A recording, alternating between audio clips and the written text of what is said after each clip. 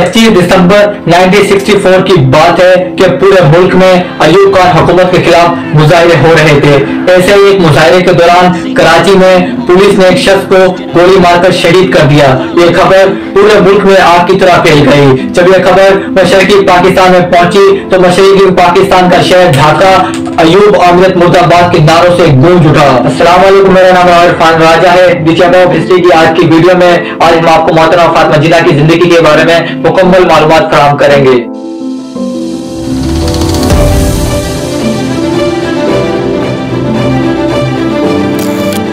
पाकिस्तान बनने से पहले जिस तरह कायदे आजम पूरे हिंदुस्तान में क्या पाकिस्तान का पैगाम लेकर उजागर कर रहे थे, बिल्कुल उसी तरीके से मोहतरमा फातिमा जिन्ना औरतों में क्या पाकिस्तान का पैगाम अंतक जिद्दोजहद और मेहनत के जरिए पहुंचा रही थी। फिर कायदे आजम की वफात के बाद 1948 से लेकर 1951 तक मोहतरमा फातिमा जिन्ना पर कौम से खिताब करने पर पाबंदी लगा दी गई और इसके अलावा 1955 में जब उन्होंने मेरा भाई नाम से अपनी किताब शाये की तो इस किताब की इशाअत पर भी पाबंदी लगा दी गई और बिलाखिर ये किताब उनकी वफात के 20 साल बाद 1987 में शाया हुई और जब ये किताब शाया हुई तो किताब के असल 100 सफ़ात गायब थे। इस बात से आप अंदाजा लगा सकते हैं कि मोहतरमा फातिमा जिन्ना कायदे आज़म की वफात के बाद से ही मुल्क की सियासी अशराफिया और ताकतवर हलकों के जबर का शिकार थी और वो इससे इतनी दिल बर्दाश्त हुई कि उन्होंने सियासत से किनारा कशी इख्तियार कर ली। 1960 की दिहाई में जब सदर अयूब खान ने मुल्क के सियासी बड़े रहनुमाओं पर मुल्क दुश्मनी और करप्शन के चार्ज लगवाकर उन्हें नाअहल करवा दिया तो मुतहदा अपोजिशन ने मोहतरमा फातिमा जिन्ना से दोबारा सियासत में आने का कहा, मगर मोहतरमा फातिमा जिन्ना ने सियासत में आने से इनकार कर दिया। मुतहदा अपोजिशन के भरपूर इसरार के बाद मोहतरमा फातिमा जिन्ना सियासत में आने पर सिर्फ इस शर्त पर राजी हुई कि अगर वो मुल्क की सदर मुंतखब हो जाती है तो वो 6 माह के अंदर अंदर 1956 का आइन बहाल करवा कर ये मुल्क जमहूरी लोगों के हवाले कर दोबारा सियासत से किनारा कशी इख्तियार कर लेंगी। मोहतरमा फातिमा जिन्ना ने भरपूर अंदाज में अपनी इंतखाबी मुहिम शुरू कर दी। अपनी इंतखाबी मुहिम के इब्तिदाई हिस्से में जब मशरकी पाकिस्तान के शहर ढाका पहुंची तो 2.5 से 3 लाख लोगों के पुरजोश हजूम ने उनका भरपूर इस्तकबाल किया। मोहतरमा फातिमा जिन्ना ढाका से चिटागांव के लिए रवाना हुई तो वो अपनी मंजिल पर 22 घंटे लेट पहुंची क्योंकि जिस भी स्टेशन से उनकी रेलगाड़ी गुजरती तो उनका चाहने वाला या उनका कोई बंदा जंजीर खींच लेता और उनसे खिताब की फरमाइश करता। मोहतरमा फातिमा जिन्ना जब चिटागांव पहुंची तो 12 लाख के पुरजोश हजूम ने उनका भरपूर अंदाज में इस्तकबाल किया।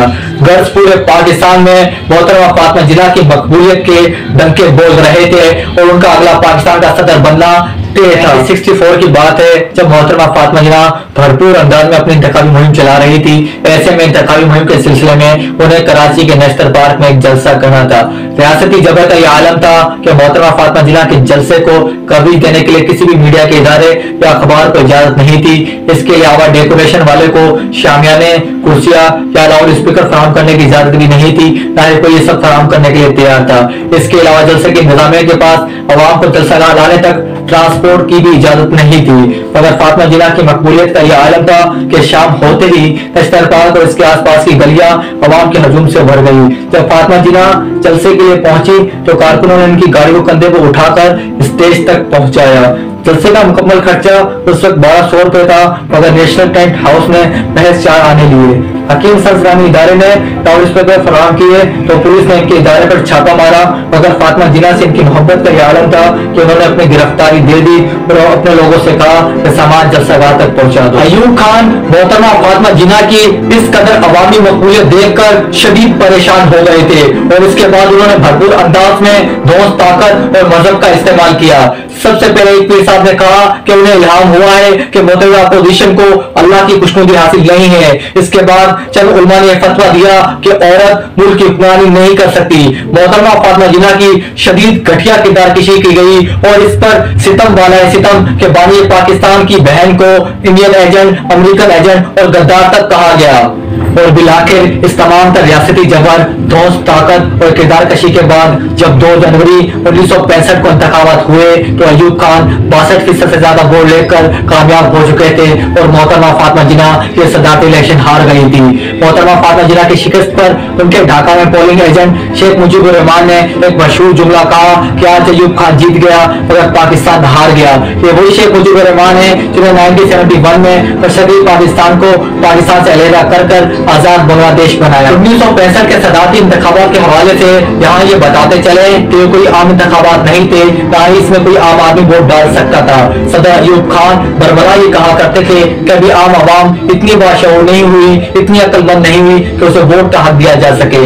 इन इंतखाबात में इलेक्टोरल कॉलेज के मेंबरान ने ही वोट कास्ट किए, जिनकी तादाद 80,000 थी। 7 जुलाई 1967 की बात है कि मोहतरमा फातिमा जिन्ना एक शादी की तकरीबन मौजूद थी, तो वो इंतहाई हशाश बशाश और सेहतमंद नजर आ रही थी। मगर 9 जुलाई 1967 को अचानक से खबर आई कि मोहतरमा फातिमा जिन्ना इंतकाल कर चुकी हैं। ने अपनी किताब में लिखा है कि फातिमा जिन्ना को कत्ल किया गया था। गुस्ल देने वाली खवातीन के बकौल इनके जिस्म पर जख्म के निशानात भी मौजूद थे। इन इल्जामात को मजीद तकवीत उस वक्त मिली जब कायदे-ए-आज़म मोहम्मद अली जिन्ना के भांजे ने अयूब खान को यह दरखास्त की कि मादर मिल्लत मोहतरमा फातिमा जिन्ना को कत्ल किया गया है, लिहाजा इसकी तहकीकात की जाए। मगर अयूब खान ने उनकी ये दरखास्त मुस्तरद कर दी। मोहतरमा फातिमा जिन्ना की वफात के बाद अवाम को उनका आखिरी दीदार भी नहीं करने दिया गया। बाद मौलाखीन के नजदीक मोहतरमा फातिमा जिन्ना का आखिरी दीदार ना कराने की एक वजह उनके जिस्म पर जख्मों के निशानात का होना मौजूद था।